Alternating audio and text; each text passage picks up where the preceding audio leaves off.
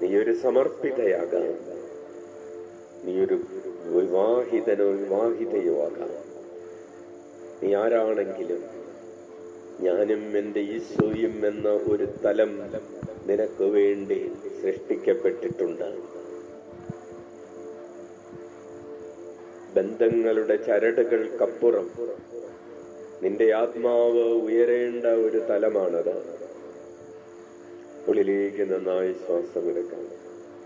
ആത്മാവാണ് ജീവൻ നൽകുന്നത്, ശരീരം ഒന്നിനും ഉപകരിക്കുന്നില്ല. കരങ്ങൾ ഉയർത്തി വീശിക്കൊണ്ട് ആവർത്തിച്ച് പറയാം, ആത്മാവാണ് ജീവൻ നൽകുന്നത്.